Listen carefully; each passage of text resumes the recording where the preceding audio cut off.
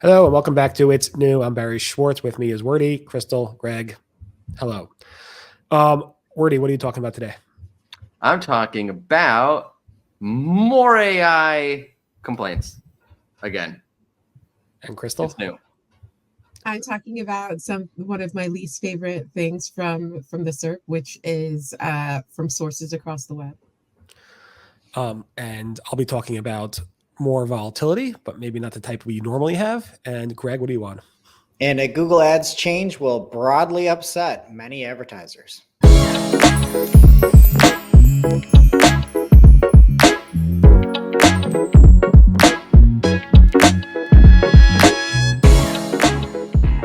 So Thomas Cassell over on LinkedIn saw a change in Google Ads new campaign setups. And traditionally, you'd use match types where you're able to insert broad match, phrase match, exact match, none of which actually do any of the things other than broad match, I would say. And even then, it matches to like past history. And Google has been pushing a new setting called enabling broad match keywords, which will take your entire campaign and turn them all to broad match. Broad match does work very well. You have to kind of know what you're doing. You need to enable smart bidding and things of that nature.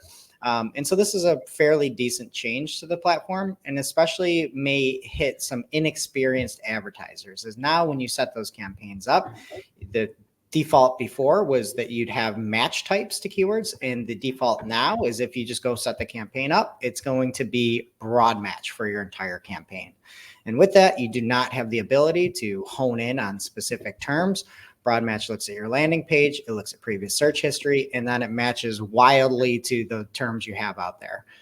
The reason that this is such a big deal is because if you use broad match the wrong way, let's say you use something that's not smart bidding, like maximize clicks or eCPC or CPC, it can really spend in a horrific fashion. So this is a pretty big change. And unfortunately, I think it'll be hurting some of the people that know Google Ads the least and probably need the most amount of help.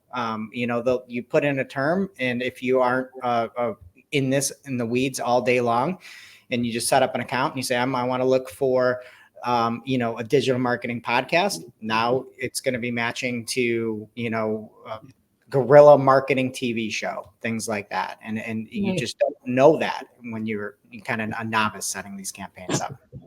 Yeah, I'm definitely surprised that more people aren't being more vocal about this, or maybe I'm missing it. It doesn't seem like it's getting that much attention yet. Google hasn't responded about anything around this. So do you think it's going to drive people or do you think that the intention is to drive people towards more like AI guided ad support? Well, I think the intention is broad match really matches to more things, and it does work. It does work. We use broad match in every account that we have, but we use it in a specific fashion. And what'll happen is with broad match, again, I can put in just digital marketing podcast, and it can be going to the best marketed TV show out there. It can match so wide that Google has more, competition for terms that are smaller. There's more money to be made, obviously, instead of just matching to one term, now match to a ton. And again, I don't want to sound like I'm a Debbie Downer. It does work. You just really need to know what you're doing with it, which is sort of the biggest concern I have. And you look at some of these changes, and yes, this will make more money for Google. But at the same time, it will make people that are novices try it and say, this doesn't work. This isn't for me. I'm going to go on Facebook. I'm going to boost posts. I'm going to do some of these things.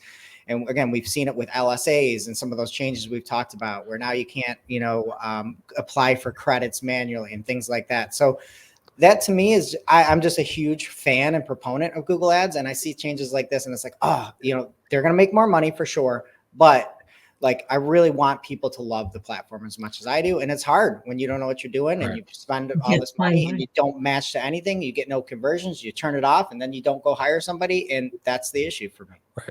Yeah, Greg, this is your theme. Like Google's always looking now recently short-term gain versus the long-term, gain for, their platform overall and what's better for advertisers.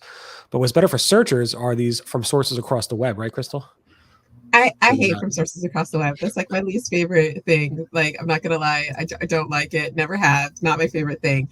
And I want to shout out to Gagan Gotra Please let us know phonetically for mispronouncing your name, because you just keep finding all of these wonderful, fantastic little Easter eggs all over. And basically he was saying that there's this new feature where there's a drop down for sources across the web. If you haven't seen this, if you look up something like 7 Wonders of the World or whatever, they will pull up these little cards that say, the 7 Wonders of the World, or, the best SEO podcasts or whatever. And then it says from sources across the web, which is just so vague. And what they're testing now is that you would click on one of the icons, and instead of getting a little carousel, which is what they've kind of got now, you get a little mini web page curated that's just about that one. So the one that he shows on Search Engine Roundtable is you click on the icon for Google Search Console, and then you get a drop down, and it shows the sources from around the web from Google that talk about Google Search Console. So I don't know that I think this is necessarily better than the current one. But yeah, I think it's interesting. The other thing that I find really fascinating about this is that it starts with the Wikipedia entry for the Google Search Console, which suggests to me that one of the optimizations for this feature, if it becomes more relevant, will be thinking about your knowledge panel, where you sit on the knowledge graph and making sure that your entity is shored up entirely, so that Google's able to curate that kind of SERP for you. Right. I don't know. I mean, I don't know how many people use it per se. I know a lot of people use it for ego bait. I'm on the top list of Google for whatever, but I guess this could be helpful. I'm not really sure. I don't really search like a normal sources across the web thing is the equivalent. In England, there's a phrase oh, man said down the pub. It's I heard from someone. It's which sources, where, what, take responsibility for it. Right. And I feel somebody should put a byline to it. Google should be this is what we think based on our data. They shouldn't just say from around the web. Blah. They should say. Right. Just all right. And then on the search ranking volatility news, I'm only reporting about this because the tools are kind of spiking, but yet the chatter in the SEO industry is somewhat calm. Usually when you see a spike in volatility, you have people also saying my rankings went up, my rankings went down. Mostly people say rankings went down. People usually don't talk about rankings going up. And I didn't see that. I saw a lot of the tools, most of the tools actually spike, but yet I did not see chatter that much. I think it may be related to that indexing issue from the previous night. So maybe that triggered the tools, but I don't know if that would, because it's more new content not being served. So I'm not sure. Something must have triggered, and maybe it's just a delay in reaction from the SEO community. So if you do see anything happen on July 9th, definitely let us know in the comments below. Smash that like button or dislike it if you got downgraded, and let us know what you think. And then I think, Mordy, you want to trash on AI a little bit more. That's what I do at this point. Ed Zitron, I believe his name is, wrote a newsletter that covered Goldman Sachs, wrote a 31 or so page expose about why they think that AI generated content is basically crap. Basically, I think that we're heading to a point in the web, perhaps, where there's kind of a split between the more professional, higher level web users or web people, and you're more mom and pop kind of people who are hey, AI is great, versus more professional companies AI is cool, but I'm not sure it actually meets our business goals. As Greg was saying yesterday, could be we're 5 or 10 years off.